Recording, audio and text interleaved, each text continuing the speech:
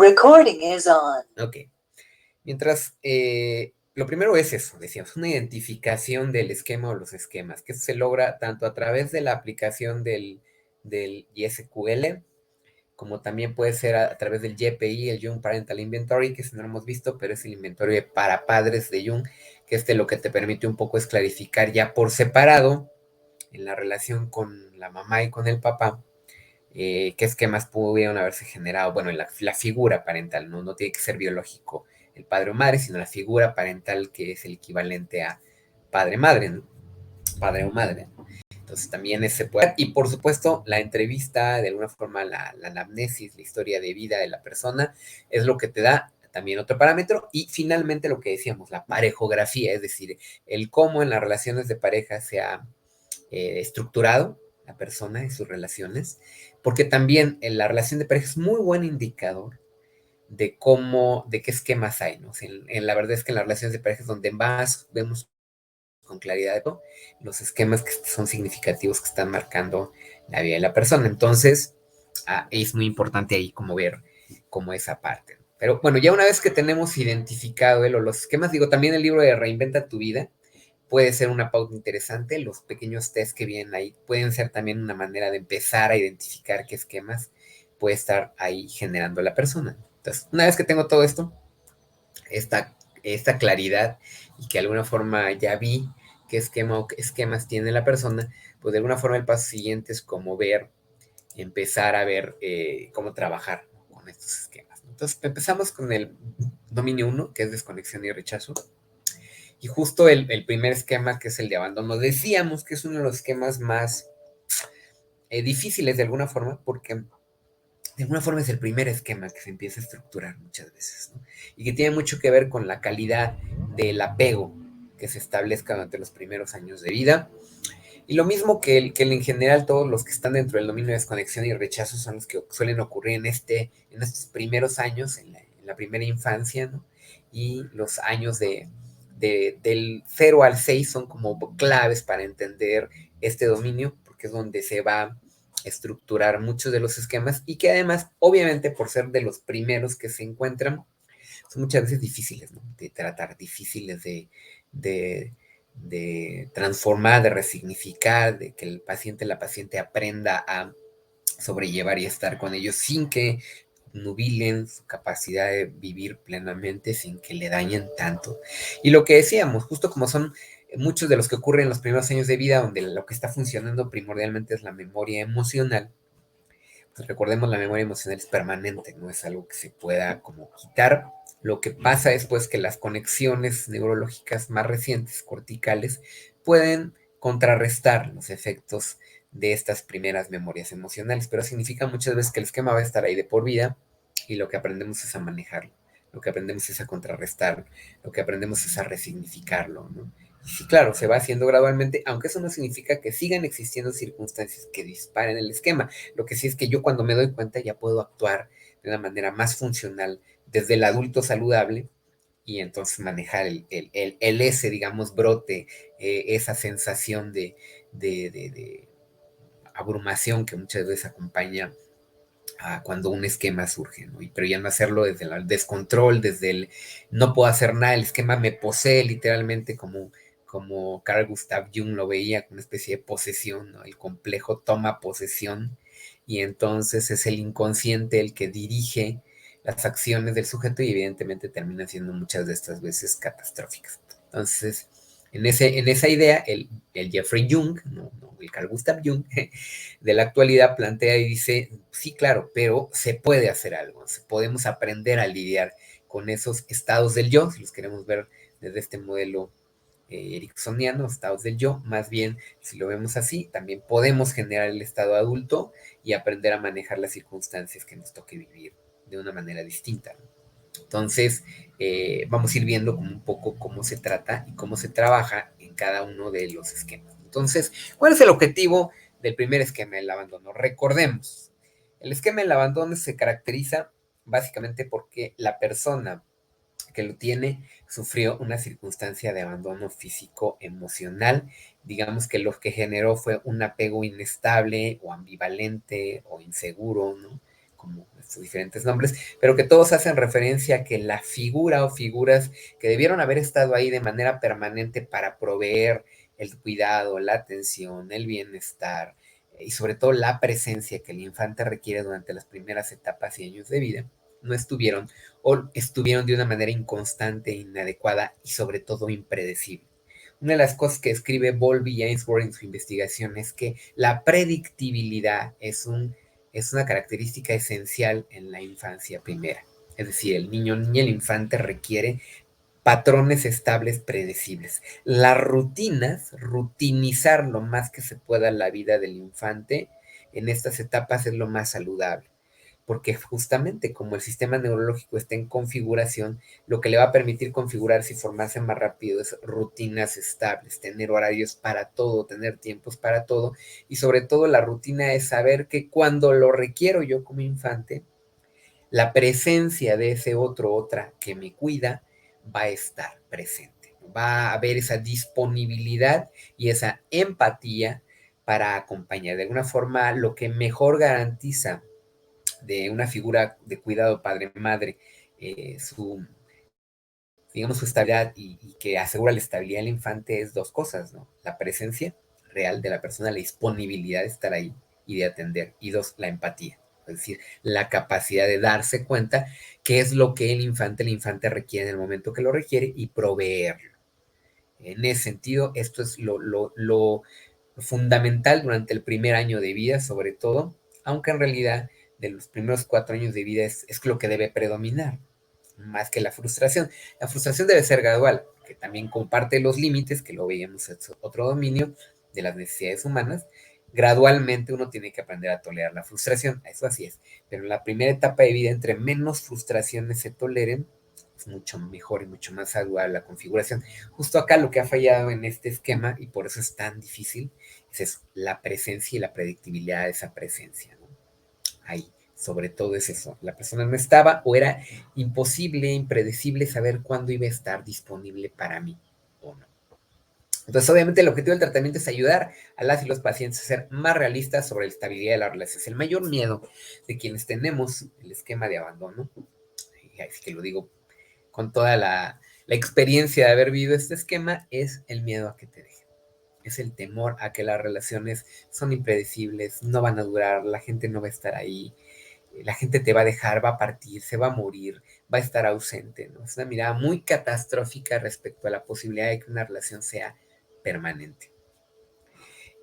Cuando el tratamiento es efectivo, los esquemas que están vinculados también van a disminuir generalmente. O sea, como el abandono es el primero, muchas veces va a generar esquemas secundarios o esquemas incondicionados, como lo llama Jeffrey Jung, como el de búsqueda de aprobación y reconocimiento, subyugación, eh, autosacrificio, ¿no? Pueden estar ahí, ¿no? Y muchas veces cuando se atiende otros están, ¿no? El esquema de la gente dependiente o el que se siente defectuoso, avergonzado, muchas veces pueden también disminuir cuando el trabajo sobre abandono mejora, ¿no? Y la gente no está tan aterrada. Es que realmente genera una sensación de terror el abandono. O sea, quien no ha vivido, quien no tiene este esquema es muy difícil entenderlo. Solamente aquellos que hemos tenido la circunstancia de abandono podemos entender lo que se siente, por qué se siente terror al abandono. Porque alguien que no lo ha tenido no lo va a entender, va a decir, pues, ¿cómo no? Si estar solo no pasa nada, es mayo, disfruto de mi soledad, no necesito que alguien esté ahí para cuidarme, significativo y darme.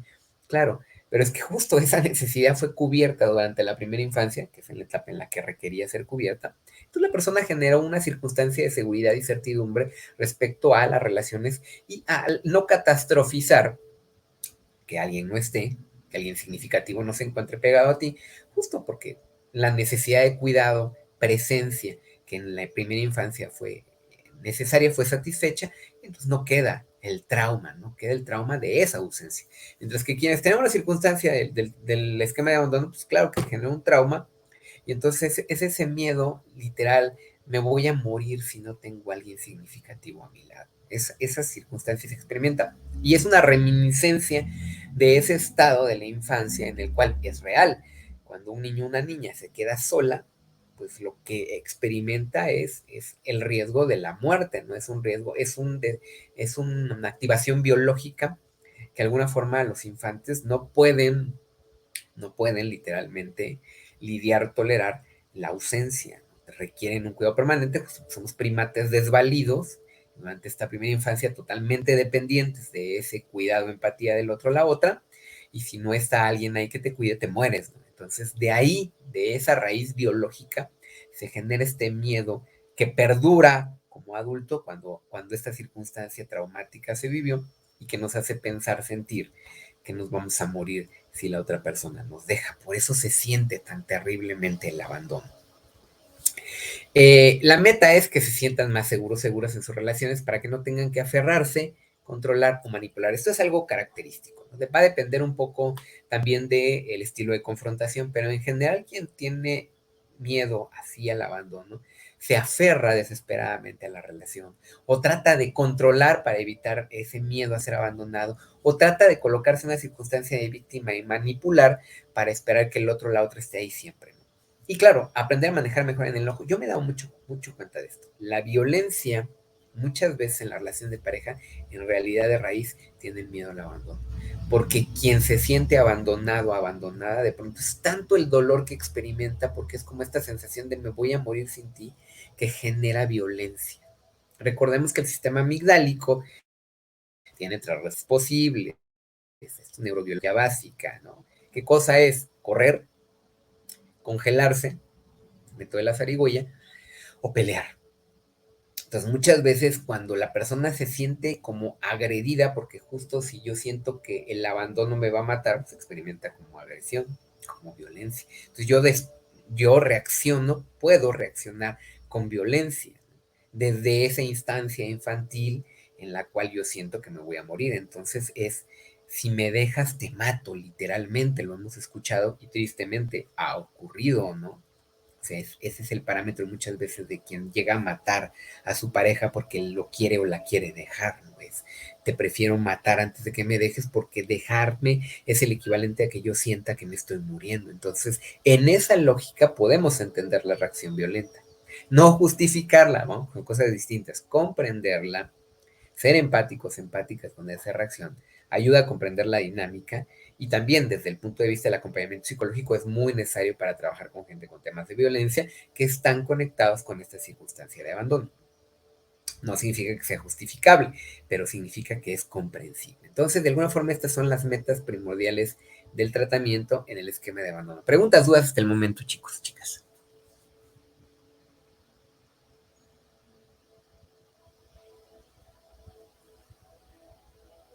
¿No?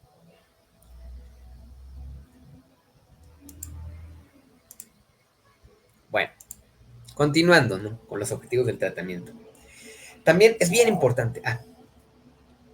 Ok, está bien, sí, eso pasa. Uno va confirmando sus esquemas conforme vamos viendo estas cosas. Ok, va que va. Tenemos cualquier cosa, me interrumpe, María. Bueno, otra cuestión que ocurre, ¿no? Decíamos, muchas veces las relaciones de pareja y las relaciones significativas son como un elemento que bien permite resignificar y reconstruir el esquema, es decir, salir de él, buscando justamente relaciones saludables. O bien, como suele ocurrir en la mayor parte de las veces cuando no hay un trabajo terapéutico, repetir el esquema. Buscar sin darnos cuenta, así que es la química de esquema, este elemento inconsciente, que mágicamente parece atraer a nuestra vida personas que nos repiten la dosis. Un segundo ahí. Ay, me traen chocolate. Qué encantador. Gracias. Entonces, está muy bueno. Es chocolate del tuyo, Carlita, del que me trajiste. Está bien bueno, ¿eh? Gracias. Ahí hay comercial. Está muy bueno el chocolate que tiene Carlita, por si alguien se interesa y quiere. Está sabroso, ¿verdad? Exacto. Entonces, bueno, les decía, pareciera que mágicamente atraemos personas que nos van a repetir la dosis. No hay ninguna magia en ello. Aunque Carl Gustav Jung le llama esto la sintergia, la sincronicidad, ¿no? Esa capacidad de como que estamos en la misma frecuencia y nos atraemos.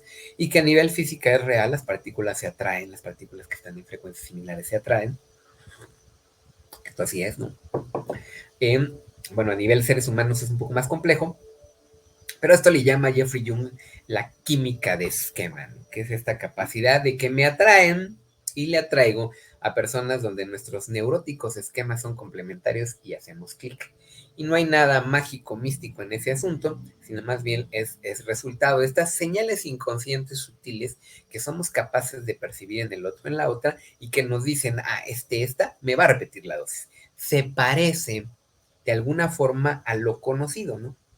Pareciera que en las relaciones, cuando se tiene un esquema al principio, que la rige es más vale malo conocido que bueno por conocer. Como que esa es la premisa básica de la química de esquema. Es más vale malo conocido. ¿Por qué?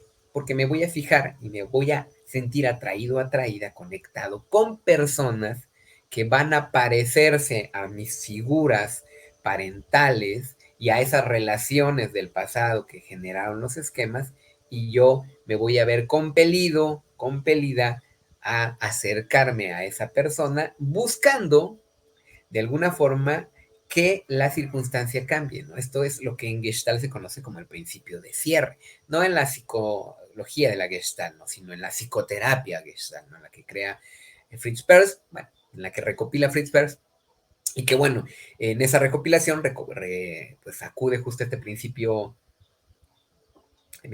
de la percepción, está muy bueno, y que de alguna forma pues la utiliza para explicar por qué también nos buscamos relaciones donde él dice, estamos tratando de cerrar el ciclo, estamos tratando de cambiar, de satisfacer la necesidad que quedó insatisfecha. Recordemos, él utiliza este ciclo de la experiencia, que luego es perfeccionado por Sinker y Salama, tienen los modelos del ciclo de la experiencia, que son muy utilizables en la terapia de esquemas, ¿no? Recordemos, la terapia de esquemas no está peleada con la Gestalt, retoma muchas cosas, de hecho, de la Gestalt. Y una de las cosas que va a retomar es el modelo del ciclo de la experiencia, que si no lo recuerdan, repásenlo, y si no lo vemos la siguiente clase, si ustedes me dicen que no se acuerdan, lo vemos porque es útil en el trabajo terapéutico entender dónde está el bloqueo que impide el cierre en las relaciones actuales muchas veces de esas cosas del pasado, que en este caso es el esquema que está pendiente por resolverse, y entonces me busco a alguien que se parece a mis figuras parentales o aquellas que me fastidiaron para intentar como revivir esta circunstancia y ahora resolverlo de manera distinta. ¿Cuál es el problema? Que como la persona se parece a quienes me fastidiaron y yo sigo siendo el mismo a quienes fastidiaron, lo más probable es que vuelva a ocurrir otra catástrofe y la relación me deje más lastimado o lastimada que lo que era antes. ¿Qué es lo que pasa en el caso del esquema del abandono? Yo me busco relaciones con otras significativos que no están ahí para mí, que no van a estar para mí, que van a evitar las relaciones íntimas, que le van a tener miedo al compromiso, que etcétera, etcétera, etcétera, pero que de alguna forma lo que va a pasar es que van a actualizar mi esquema justamente porque no van a estar ahí. Es un objetivo del tratamiento, es bien importante elegir relaciones con otros y otras significativas que estén ahí para ellos y que no eviten las relaciones íntimas.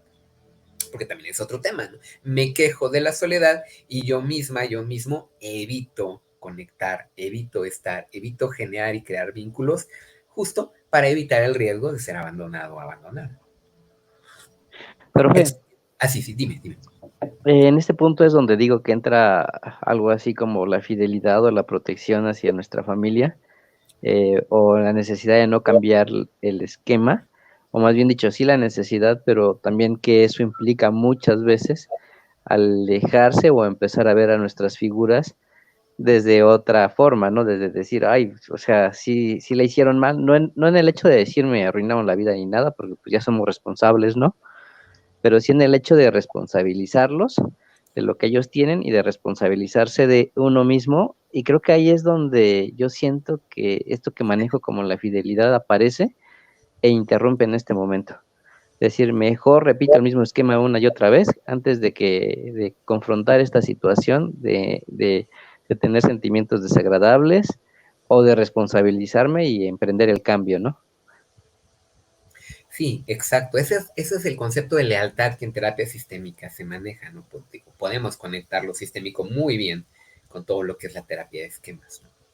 Justo porque el esquema se forma en un entorno sistémico, en un sistema familiar que no provee, que no es capaz de proveer a la persona de esa satisfacción adecuada de las necesidades. En este caso, esa presencia, esa estabilidad de la presencia y esa empatía de quien es la presencia para que no se genere el esquema de abandono.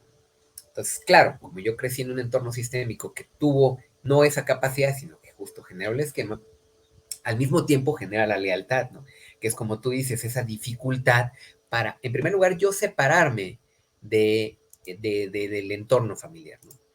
¿Qué significa separarse? No es curar de mi familia y odiarla, ¿no? Ni victimizarme, ¿no? Sino simplemente aprender a reconocer que mi familia muchas veces, por sus propios esquemas, va a ser incapaz de satisfacer esta necesidad que quedó ahí pendiente. O sea, si mi mamá o mi papá o quien me hace cuidado, mi abuelo, mi abuela, mi tío, quien sea, me generó el esquema, lo más probable es que sea incapaz de establecer esa relación de presencia.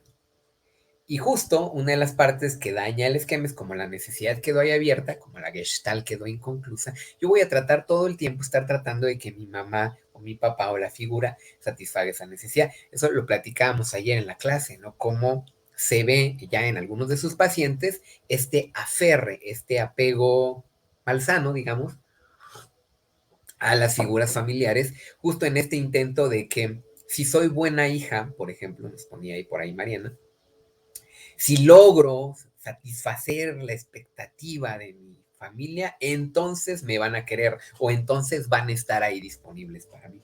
Obvio, eso no va a pasar. Y el trabajo... Profe, son los que siempre buscan reconocimiento de papá y mamá, ¿no? De que me reconozcan el esfuerzo que estoy haciendo. Puede ser, es que ahí va a tener distintas raíces, ¿no? Digamos que mucho va a tener raíces del dominio uno, de desconexión y rechazo. O sea, muchas veces la búsqueda de reconocimiento de los padres tiene que ver con no haber sentido ese reconocimiento. Entonces ese puede tener origen de esquema de abandono, de privación emocional, defectuoso avergonzado, aislamiento social, ¿no? O sea, puede ser cualquiera de los cuatro esquemas, o los cuatro, ¿no? O algunos dos o tres, ¿no? De esos cuatro esquemas, porque en realidad es la persona está buscando eso, ¿no? Recibir finalmente aquello que le faltó. Y de alguna forma la idea es yo me puedo subyugar, yo me puedo sacrificar, o yo busco estar siempre viendo, volteando, ver hacia allá, a ver si en algún punto me hacen caso, me pelan o me aplauden, para que yo finalmente sienta que mis padres, mis figuras parentales están conmigo, ¿no? Están ahí, o finalmente me quieren, o finalmente se dicen que ya no soy un tonto, una tonta, con P. Entonces, es eso lo que estoy buscando, ¿no? Pero el tema es que no lo hago desde la conciencia, ¿no? En ese sentido, sí el inconsciente está actuando, no como inconsciente freudiano, reprimido, ¿no? Sino como inconsciente automático, desde esta configuración neurobiológica del sistema límbico y sobre todo la amígdala, que cada vez que se activa el esquema reacciona de esa manera en automático. Claro, es una pauta infantil. Y justo no soy capaz de tener sentido yo verme a mí mismo haciendo esto y capaz de elegir otra ruta distinta de acción. Por eso es inconsciente. No sé si esto se entiende, chicos.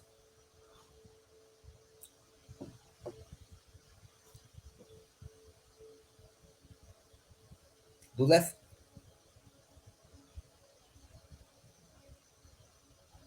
Bueno, otro No, elemento. de hecho creo que por eso se repite, ¿no? Cae uno en la repetición, porque aunque la persona esté, me he dado cuenta que aunque en el proceso se vaya avanzando, en el proceso psicoterapéutico, y muchas veces da un gran salto, ¿no? Y o se corta o se cambia una relación, no sé, la persona vuelve a buscar exactamente que se repita nuevamente lo mismo. Aparentemente ya hay un conocimiento, ya sabe qué experiencias les fueron gratas, dónde estuvo bien, dónde no se sintió bien y cómo se toma la decisión de alejarse, ¿no? Y pero vuelve a caer y vuelve a buscar vuelve a buscar exactamente el mismo patrón.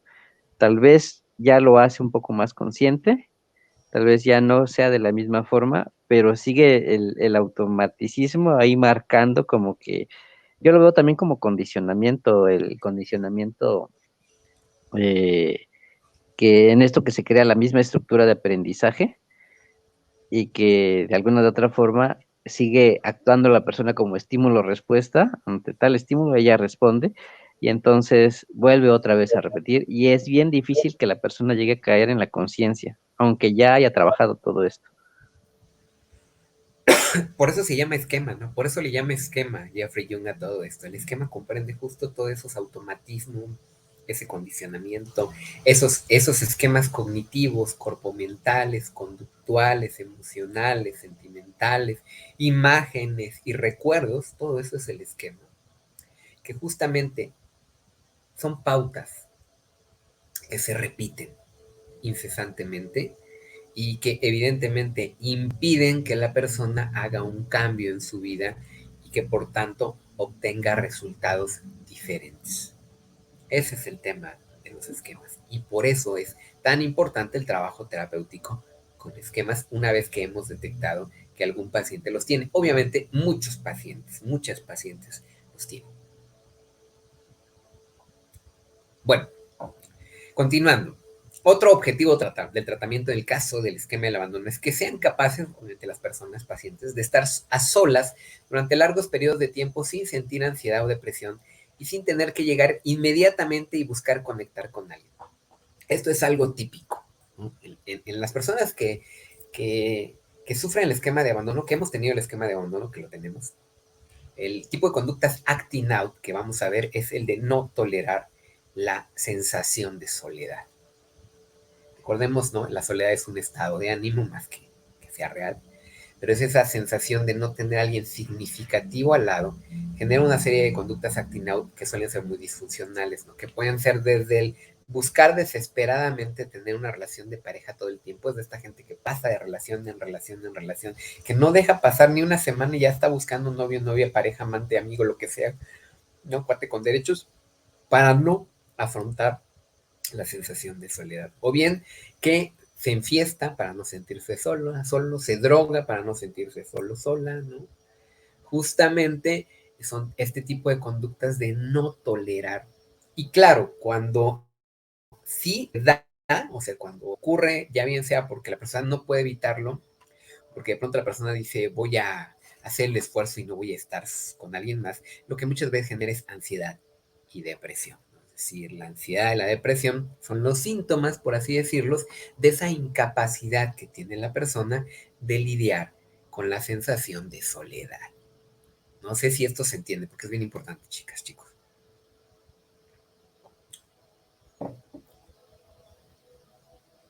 Ojo, ¿qué de esto están viendo con sus pacientes? ¿No? También es importante ir viendo, utilizando sus casos como para decir, sí es cierto, mi paciente no sabe estar solo, sola, o la depresión y ansiedad que de pronto siente está conectado con esa sensación de soledad. Esto es bien importante, estarlo cachando, porque es lo que nos da pautas de reconocimiento, corroboración de que una persona tiene el esquema, y claro, también que es necesario trabajar en este esquema.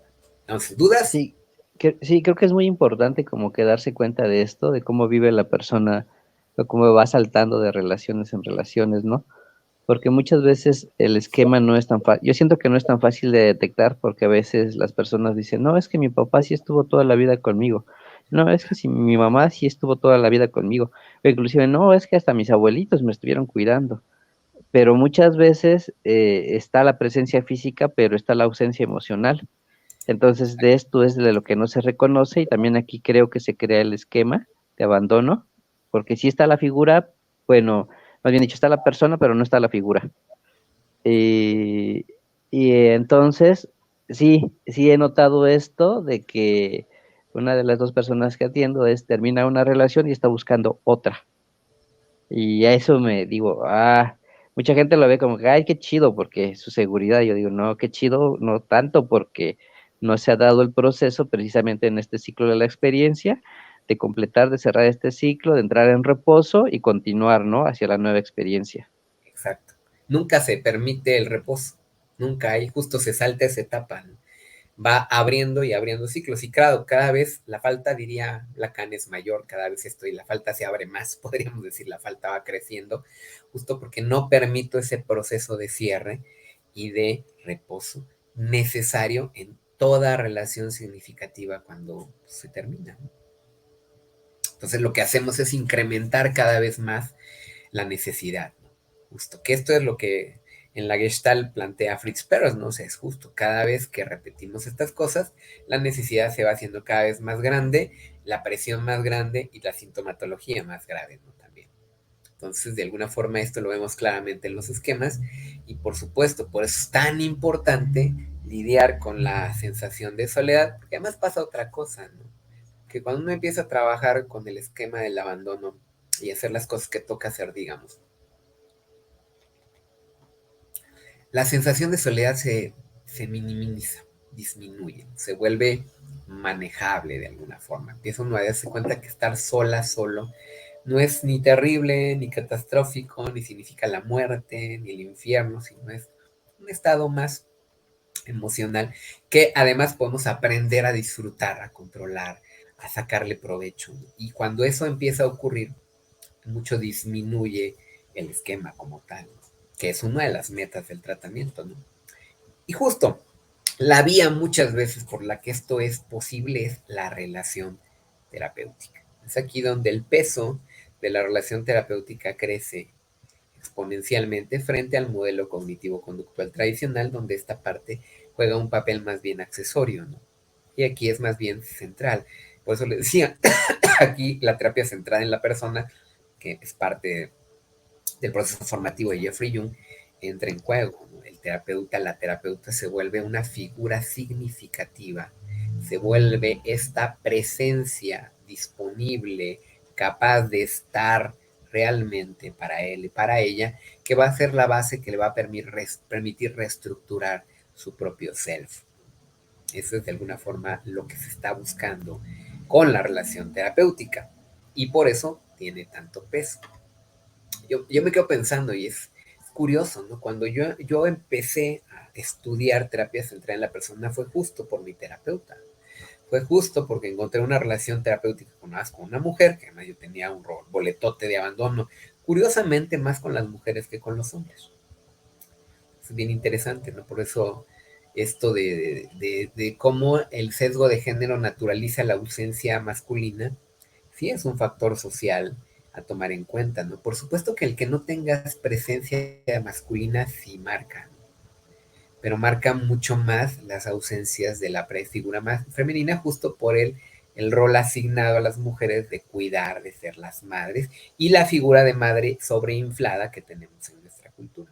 Entonces mis conflictos eran mucho con mujeres, aunque mi padre estuvo mucho menos presente que mis madres, ¿no? Que más fueron dos. Entonces, tres, si lo pienso ya con mi nana, ¿no? Incluida por ahí en ese paquete. Entonces, de alguna forma ahí era mi conflicto. Entonces, me encuentro una terapeuta que sí, asumo como figura materna, definitivamente, ¿no? Yo ahí sí, totalmente transfiero hacia ella esa cualidad.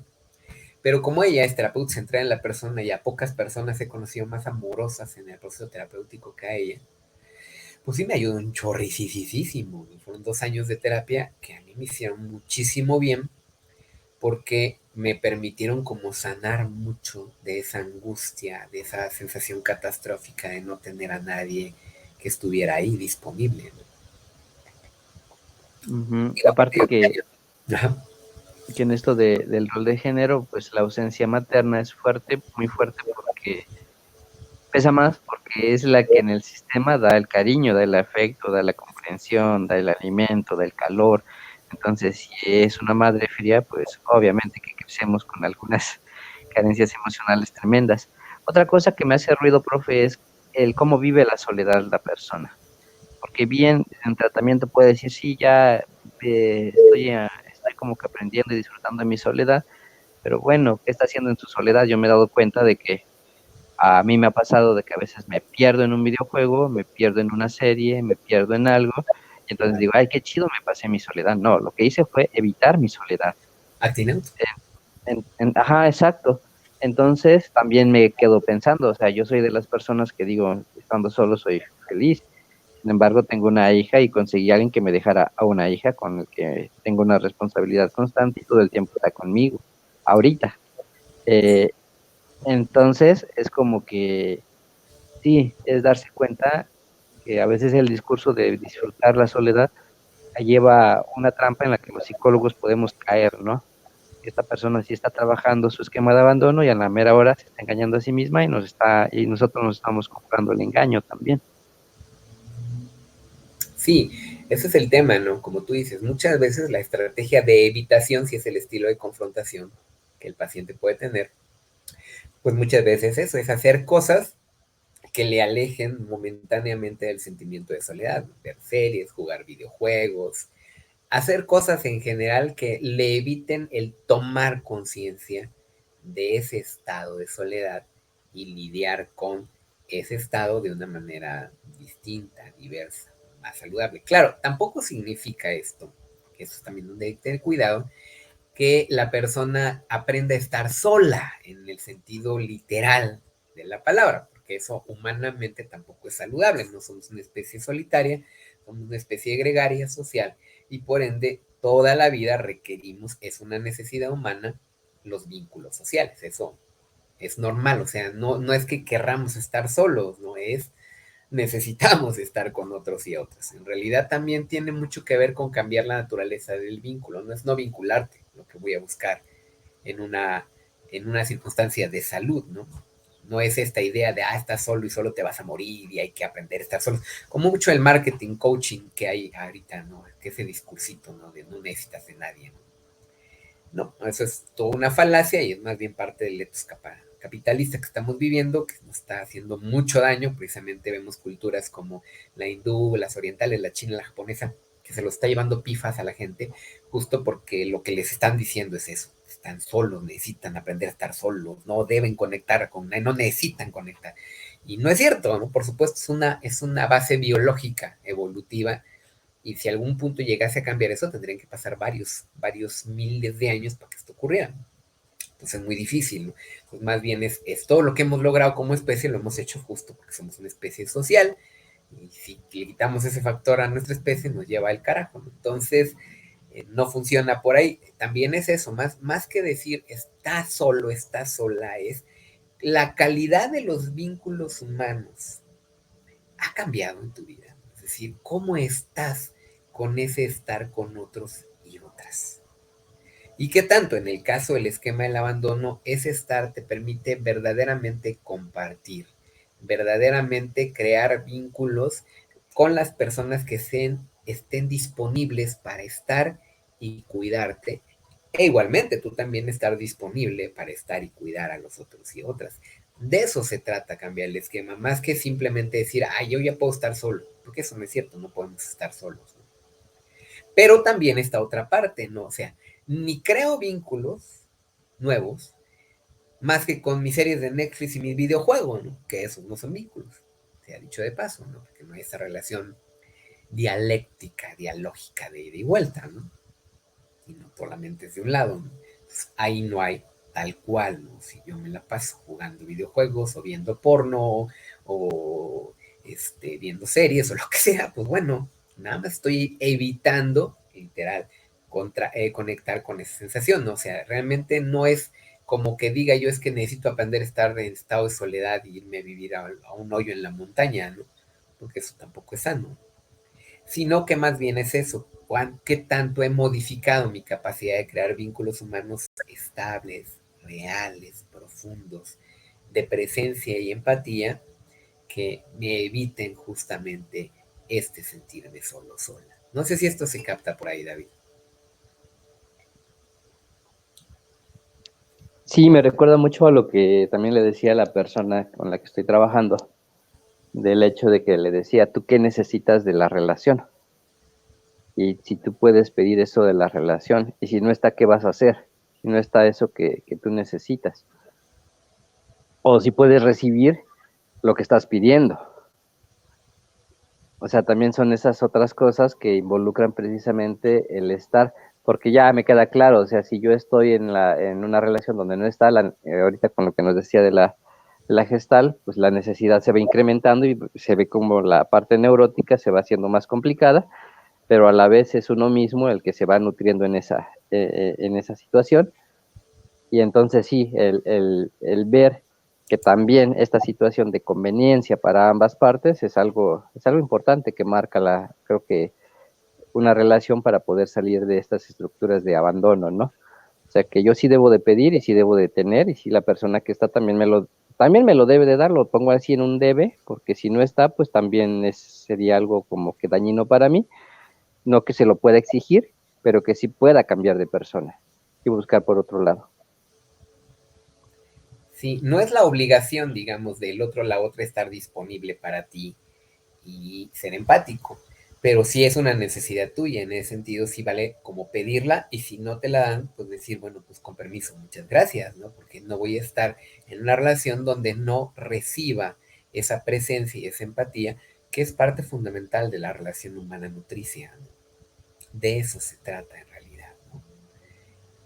¿Cuál es el tema muchas veces? Que la persona elige una pareja que no va a estar disponible emocional, presencial, empáticamente, pero le exige que lo hagan. Y justo es este dicho de pedirle peras al olmo. De ahí viene el dicho de, es que no puedes pedir peras al olmo. Pues no.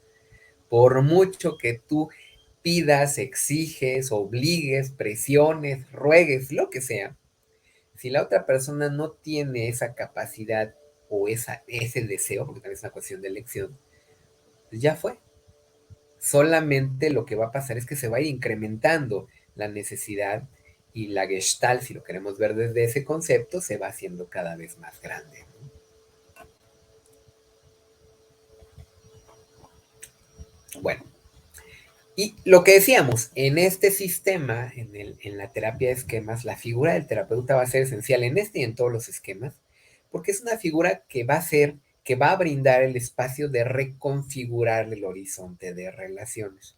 Vamos a utilizar la transferencia contra transferencia en este modelo a favor de el paciente, justo para ayudarle a reconstruir y resignificar esas relaciones del pasado y esas necesidades que viene arrastrando del pasado.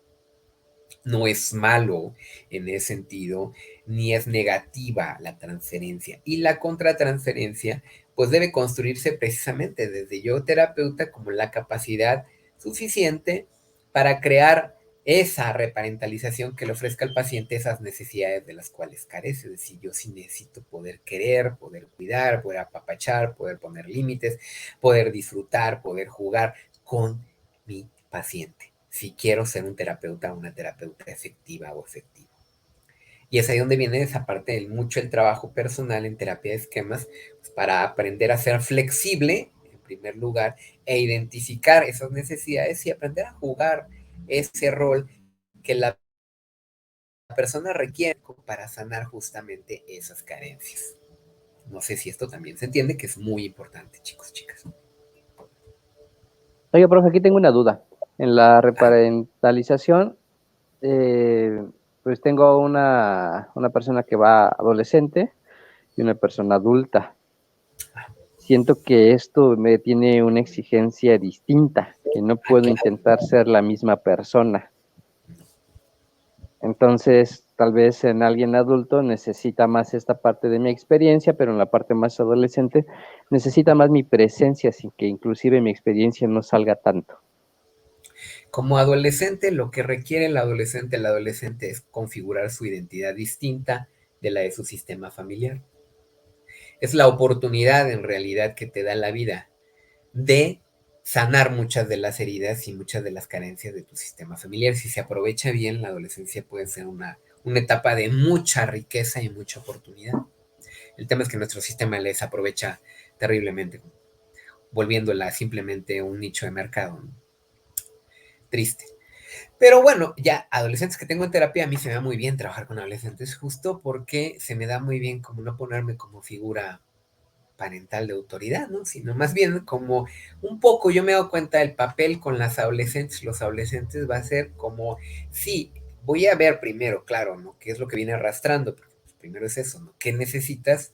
Yo puedo jugar ese papel, pero muchas veces juega más como ser como el hermano o hermana, ¿no? De la persona mayor a veces, ¿no? Es decir, estoy en tu equipo, estoy al lado de tu banca, yo no te voy a putear, yo no te voy a regañar, yo no te voy a decir así no se hace, ¿no? ¿Qué es lo que viene de casa? Pero te voy a ayudar a que reflexiones, ¿no? A que tomes conciencia y asumas las responsabilidades de tus elecciones, de que te des cuenta de lo que va a pasar cuando te tiras al desmadre, a la perdición, a las drogas, a la promiscuidad. Son los temas que hoy los adolescentes llevan a terapia, ¿no? Y es como, date cuenta, ¿no? No te prohíbo esto, ¿no? No, nada es malo en sí mismo, es para qué lo haces y cómo lo haces, ¿no? Y qué va a generar a futuro. Eso es lo que te permite, yo como terapeuta, ¿no? Soy como un poco el Pepe Grillo que estás construyendo justamente en esta analogía pinochesca, que te va a permitir tomar decisiones más claras para el futuro, ¿no? Eso por un lado. Y ya desde los esquemas, mucho también, sí, pues sí juego esos roles de lo que requieras, porque obviamente una persona que ha sufrido de privación emocional, por ejemplo, en su casa, es decir, que sus figuras parentales han sido figuras ausentes en el tema del cariño, pues yo tengo que ser más cariñoso con él o con ella, no estar ahí disponible para darle ese afecto, cuidado que requiere. Mientras que alguien que tenga límites, falta de límites, por ejemplo, pues ahí yo tengo que ser un poco más riguroso, ¿no? Como volverme una voz de la conciencia más estricta, ¿no? Y apoyar a la persona para que asuma gradualmente la responsabilidad y asuma las consecuencias de lo que está haciendo, ¿no? Pero sí, definitivamente es muy distinta la posición del terapeuta que jugamos cuando estamos con una persona adulta que cuando estamos con una adolescente, ¿no? O un adolescente.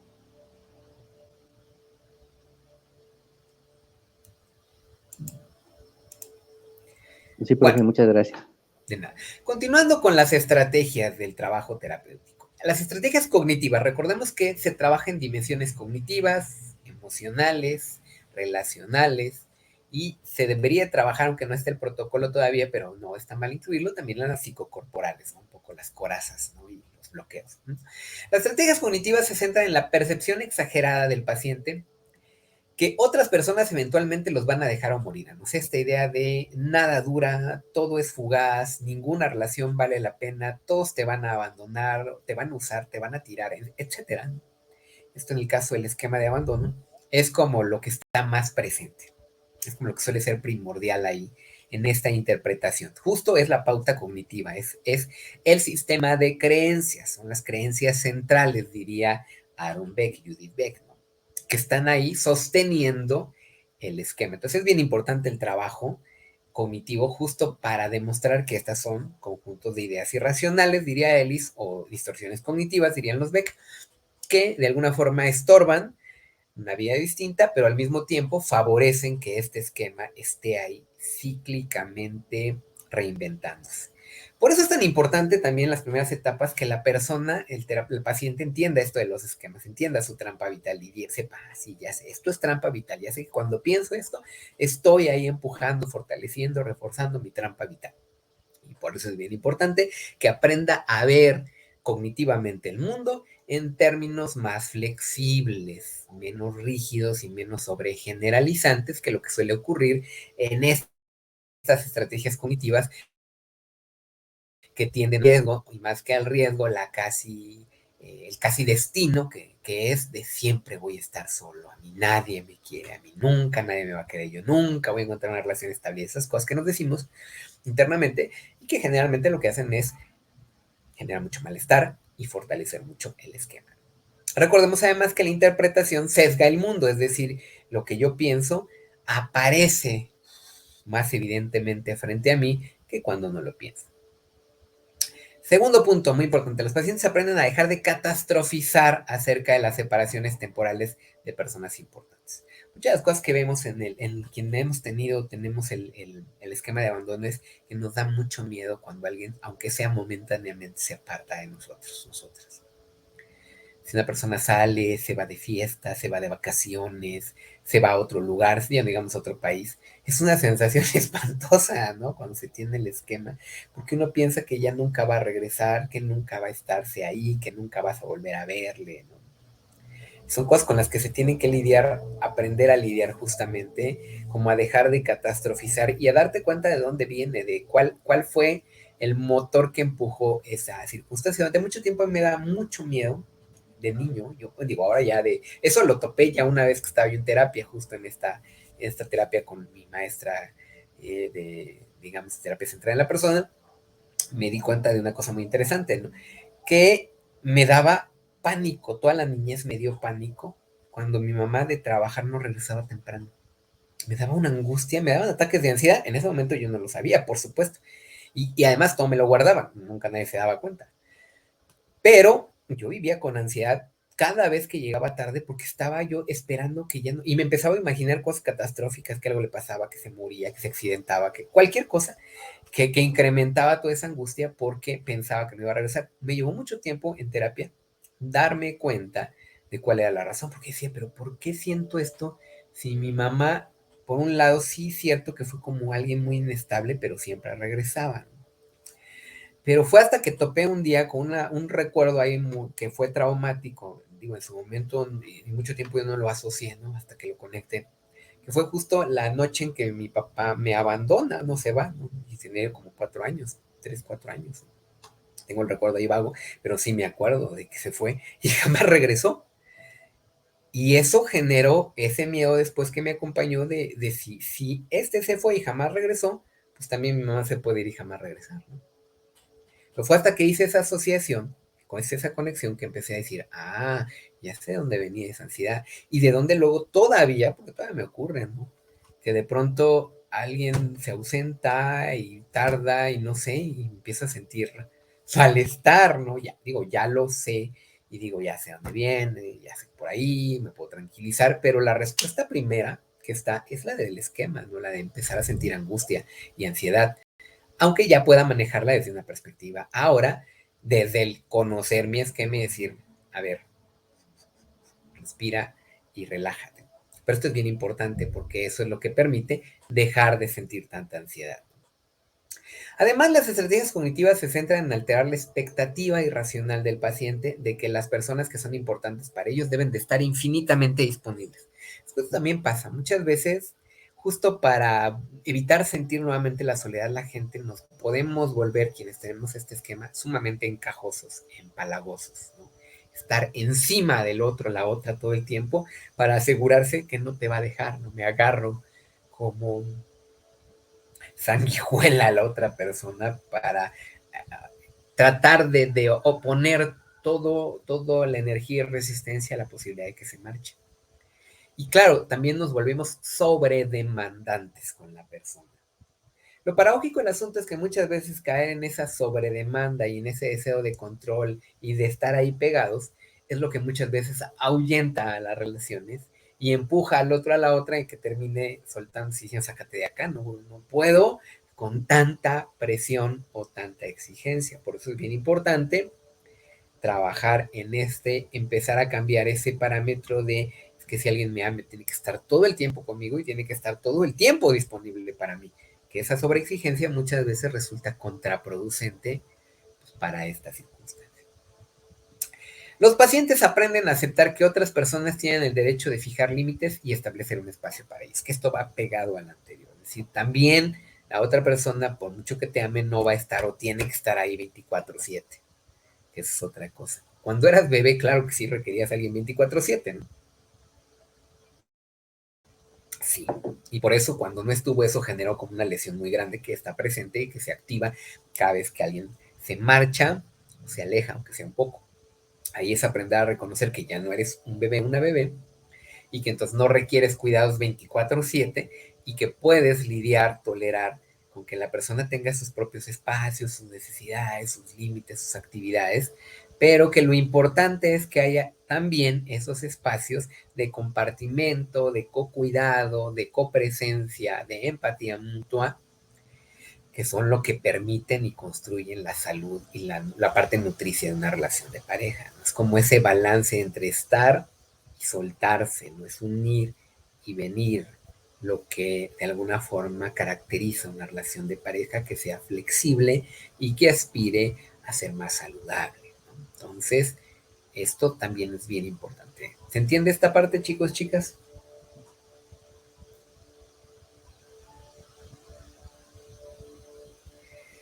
Pasa mucho, ¿no? Que cuando topamos pacientes con el esquema de abandono son muy exigentes con sus parejas en estos puntos de, de la expectativa irracional de sobredisponibilidad del otro la otra y de que el otro la otra como que no tenga límites para mi necesidad que esté pegada a mí como chicle, ¿no? Son dos cosas que son bien comunes cuando topamos con un esquema de abandono. Y justo la parte cognitiva es trabajar y decir, eso es irracional, eso no es parte de tu esquema y date cuenta que no puedes vivir así y que entre más exijas, pidas, pienses así la realidad, muy probablemente termines alejando a las personas saludables que podrían acercarse a ti. Que eso es lo importante también. La parte vivencial, que esto decíamos mucho, el enfoque de esquemas combina lo cognitivo con lo experiencial, con lo humanista gestáltico, ¿no? Y en esta parte de las estrategias vivenciales, los pacientes hay que trabajar como en revivir las imágenes, las memorias, las experiencias de la infancia relacionadas al abandono en esta vida. El trabajo con el niño, la niña herida, la niña iracunda, ¿no? Es bien importante en las primeras etapas del modelo del abandono, porque hay dos cosas que yo he visto con mis pacientes y con mi propio proceso de abandono que son bien evidentes. Una parte de la niña y el niño herido, que es esa sensación de abandono, indefensión, soledad terrible, tristeza y depresión que le acompaña profunda, que deriva de ese sentirse abandonada. Que es bien importante trabajar ahí desde, claro, reconocer que la otra persona no estuvo y que esto te generó una herida, una tristeza profunda y sobre todo el ahora tú empezar y empeñarte en empezar a cuidar de ti misma, a ti mismo, de ese niño herido que llevas dentro. Pero a la par del niño herido está también el niño iracundo, la niña iracunda, enojona, hasta violenta, ¿no? Que son los que están como furiosos porque me dejaste, ¿no? Y que también es necesario trabajar con la imaginería, la silla vacía, la silla caliente, el juego de roles, todo esto que permite mucho descargar también el enojo. Ahí sí mucho estos trabajos psicodramáticos son útiles porque permiten finalmente expresar el enojo hacia las figuras de la infancia que quedaron ahí guardadas y que siguen estando, pero también es bien importante para ayudarle a mejorar en la actualidad el manejo de su enojo, porque lo que decíamos, muchas veces la gente se pone violenta incluso cada vez que se activa el esquema. Y ahí lo que hay que trabajar mucho es también esa parte de entender que el enojo, más que con la persona actual y del tiempo presente, es ahí atrás, ¿no? Con la infancia y las figuras parentales que crearon el esquema, porque en la vida actual la persona no tiene la obligación de darte el cuidado, la presencia y la empatía. Puede hacerlo si quiere. Si no, pues también. Ahí sí que más bien es tu responsabilidad elegir permanecer o no en una relación que te has dado cuenta que no es capaz de ofrecerse esa presencia, cuidado y empatía que estás requiriendo. Lo saludable no es agredir al otro, lo saludable es distanciarse de esa relación si no puede ofrecerte esa presencia que en este caso del esquema de abandono estás requiriendo. Ese es el trabajo a hacerlo. Pero eso no se hace desde el reprimir el enojo, sino el de, en primer lugar, expresarlo hacia quienes en realidad se sienten para dejar de deflexionarlo hacia la gente que no es.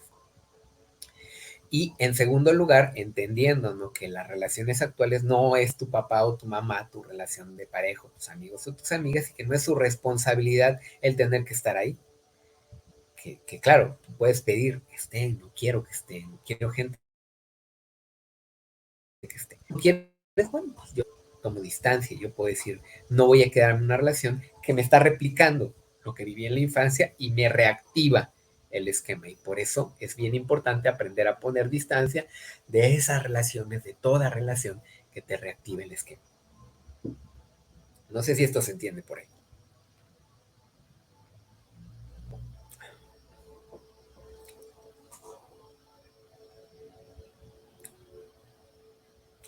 ¿Dudas, dudas? ¿O todo claro? Bueno. ¿Qué conductas de riesgo vamos a topar con la gente con el esquema de abandono, ¿no? Primero, los pacientes se centran en elegir parejas que sean capaces de hacer un compromiso. Más bien pasa lo contrario, ¿no? Se centran muchas veces en elegir parejas que no sean capaces de hacer un compromiso. Aquí me falló el no. Es que perdón ustedes, pero lo traduje, está en inglés, entonces lo traduje y se me fue el no. Pero bueno, es no en compromiso, ¿no? Es decir, la persona no, vamos a modificar para que no, que no.